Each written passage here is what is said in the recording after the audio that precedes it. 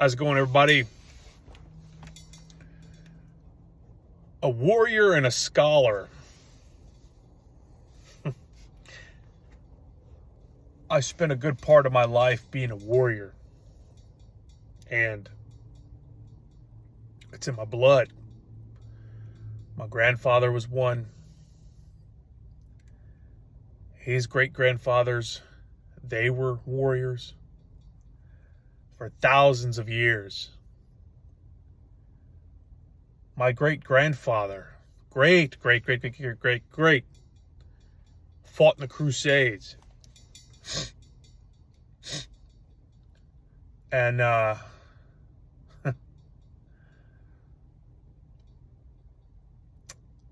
you know, my grandfather, before he died, he told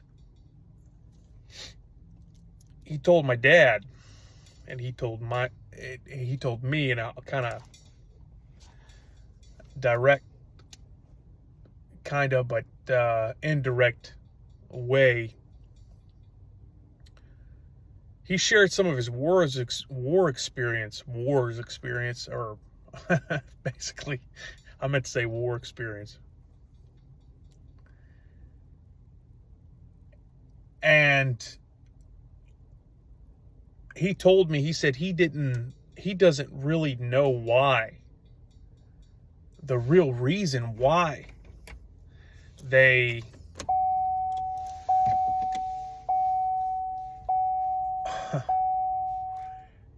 as a warrior, he couldn't see the real reason why they sent him to fight other people's wars.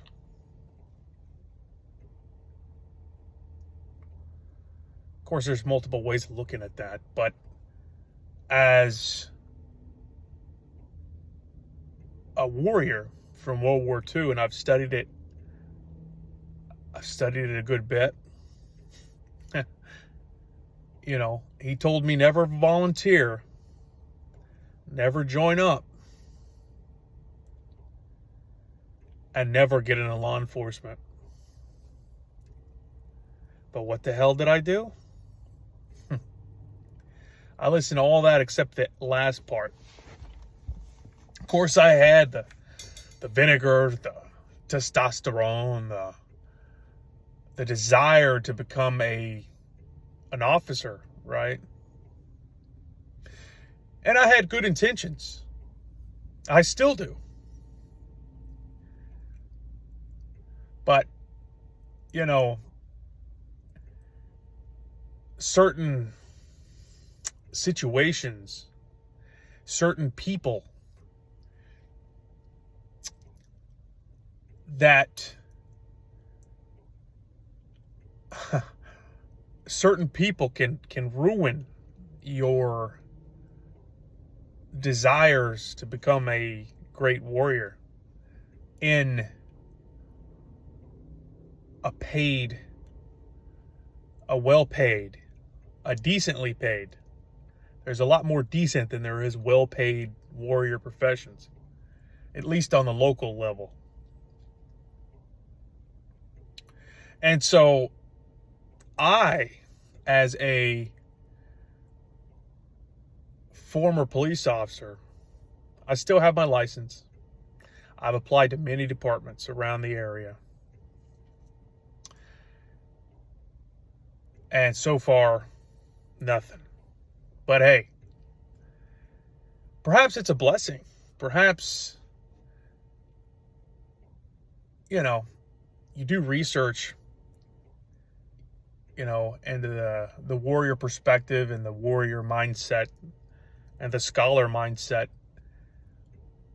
But today, and the time that we live, all of these businesses that are all around us, if you live in a heavily populated area, all of these businesses that are all around us care about two things, right?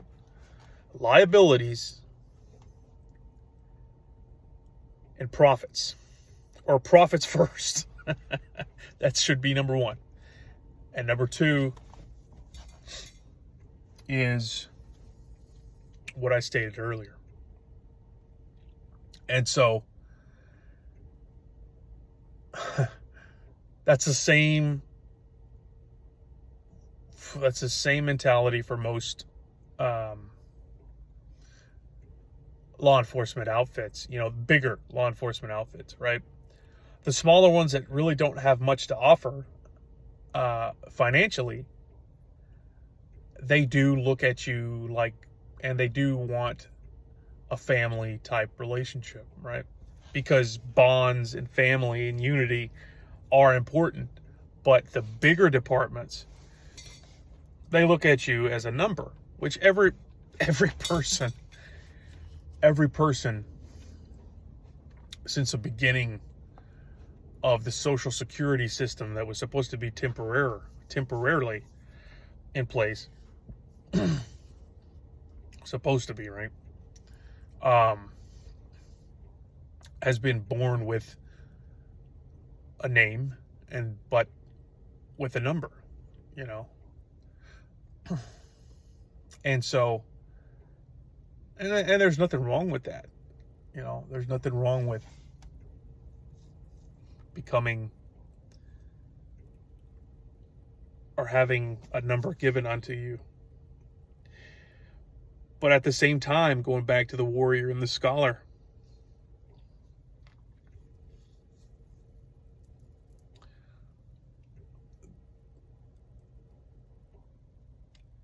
the warrior training that they give you only makes you focus on that aspect. And when you get out of a situation like that or a profession like that, you're left with no true skills. I'm talking about skills that make you palatable, make you acceptable in the business realm. Not unless folks, but there's always exceptions to everything. But the majority of people, they don't know people in high levels of society, and so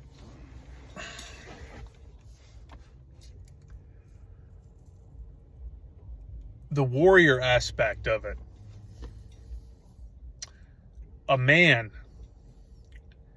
can train most of his youth to become a warrior, even in law enforcement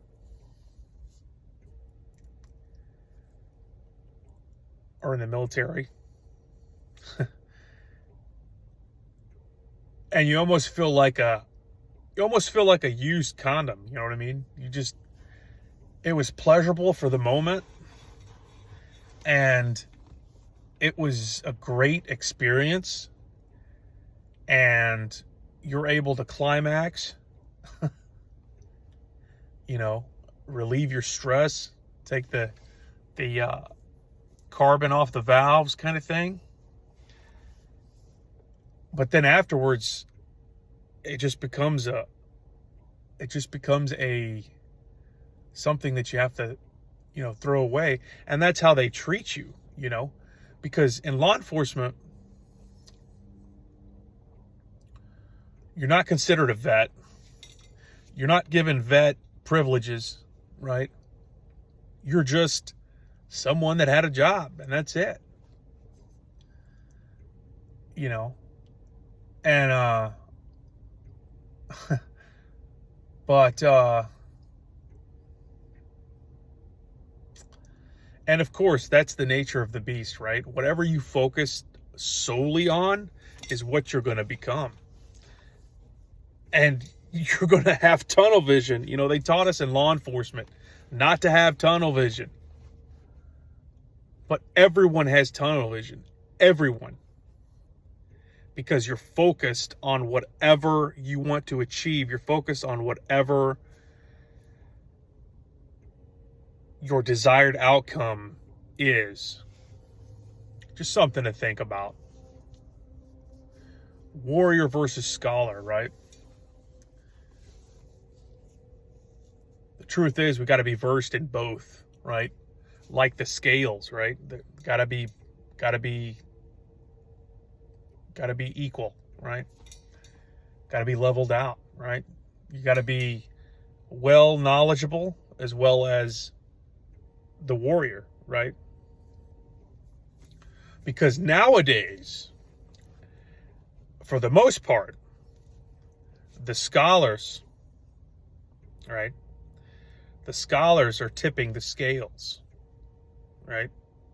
And this is true. Look at it. The scholars are weighing down the scales, right? The scale, I mean. And the warriors are way up here, way down here, however you want to look at it. They're undervalued for the most part, you know, unless you have a nice mercenary type job where you're getting paid hundreds of thousands, millions of dollars to do stuff for certain corporations and organizations that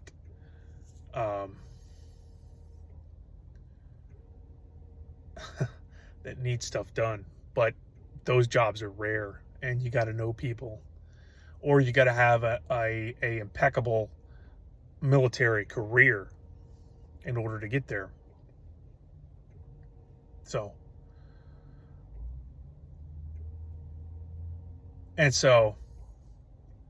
don't just be a warrior. The point is, don't just be a warrior. Become a scholar. Educate yourself as much as you possibly can. And realize that the day may come in which you stand up for what is right and you get screwed because of it. That's my experience, right? Try to do everything right. Stood up for what is right, morally speaking, according to what I thought God wanted also. In the end, I got fucked.